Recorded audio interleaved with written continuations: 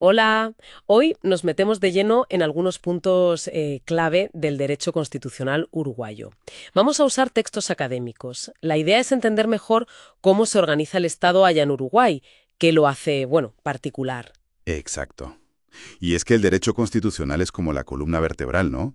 Define la estructura del Estado, su relación con la gente, qué puede hacer cada poder y lo fundamental, la Constitución está por encima de todo. De todas las demás leyes.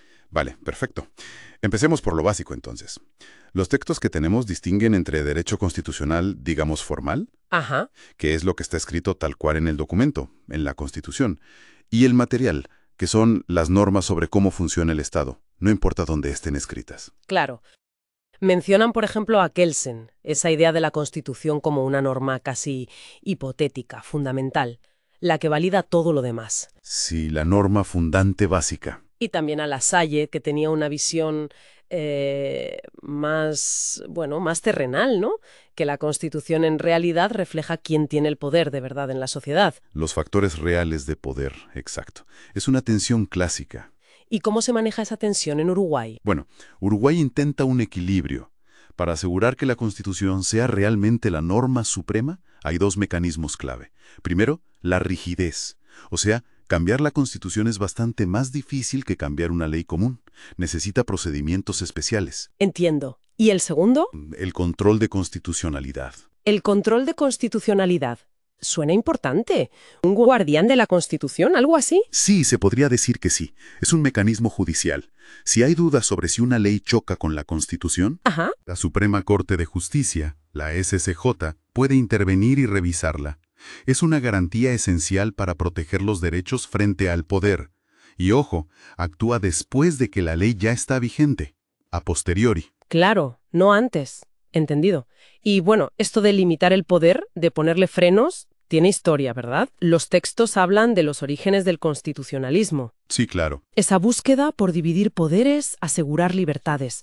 Mencionan Inglaterra, la Revolución Francesa.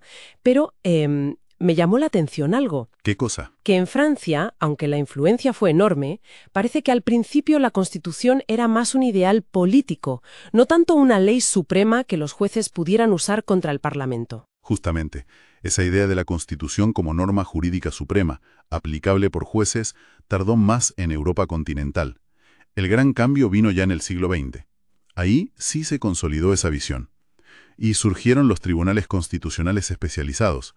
El modelo de Kelsen en Austria en 1920 fue pionero. Ah, claro. Fue un paso fundamental para el Estado de Derecho democrático moderno. Y volviendo a Uruguay, ¿cómo es ese control entonces? Los textos lo describen como mixto, a ver si entendí bien. Dale.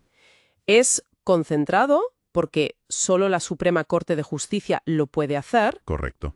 Es judicialista, porque la Corte es parte del Poder Judicial. Exacto. Actúa a posteriori, ya lo dijimos. Y aquí un punto interesante. Sus efectos son solo para el caso concreto. Interpartes. Sí, eso es distintivo a diferencia de otros modelos como el europeo, donde a veces el efecto es erga omnes para todos, o el difuso estadounidense. Acá, si la Corte dice esta ley es inconstitucional en este caso, la ley sigue vigente para otros casos hasta que, bueno, se vuelva a plantear o se derogue. Entendido. ¿Y hay más controles? Sí, y esto es más reciente y muy relevante. Ha surgido el llamado control de convencionalidad. ¿Control de convencionalidad? Sí. Es la obligación que tienen los jueces uruguayos de verificar que las normas internas, las leyes del país, sean compatibles no solo con la Constitución, sino también con los tratados internacionales de derechos humanos. Ah, como la Convención Americana sobre Derechos Humanos. Exactamente. Y no solo con el texto del tratado, sino también con cómo lo interpreta la Corte Interamericana de Derechos Humanos. Es como un doble chequeo, digamos. Qué interesante. Otra capa de protección. Sin duda. Impulsado por casos internacionales clave. Claro que también existe el debate, como en Europa, sobre el margen de apreciación nacional. O sea, ¿cuánta flexibilidad tiene el Estado para aplicar esas normas internacionales? Bien. Cambiando un poco de tercio, hablemos de la forma de gobierno. El artículo 82 define a Uruguay como una república democrática. Así es.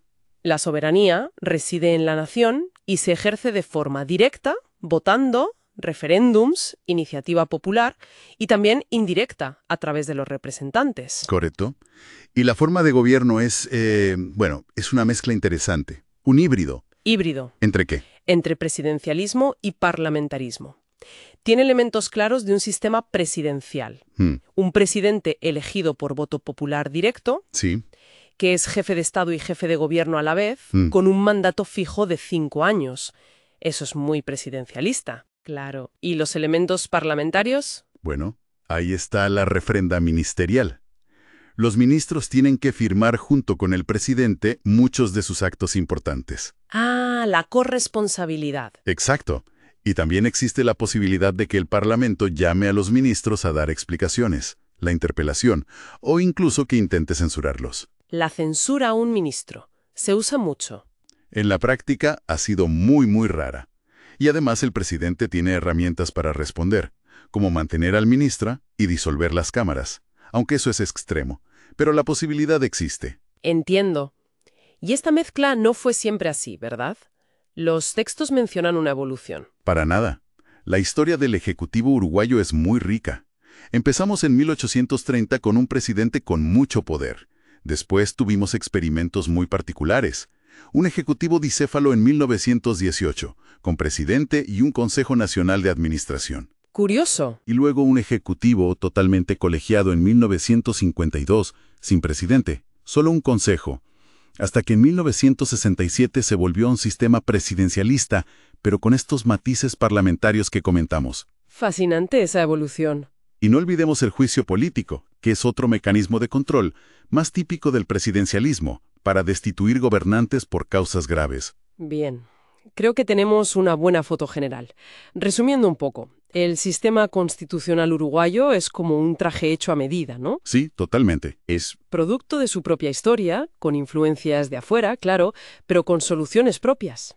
Busca ese equilibrio constante entre autoridad y libertad, exacto, con una constitución que se pretende suprema.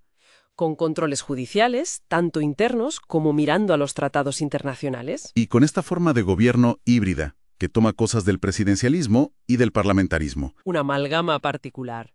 Sí. Y eso, nos deja una reflexión final, quizás. Considerando esa naturaleza mixta, esa evolución histórica, ¿cómo podría este sistema uruguayo adaptarse a los desafíos que vengan? Desafíos que seguramente pondrán a prueba ese equilibrio tan delicado entre la eficacia que necesita el gobierno y el control parlamentario, que es fundamental en democracia. Una pregunta clave para el futuro, sin duda, mantener ese equilibrio. Ahí está el desafío permanente.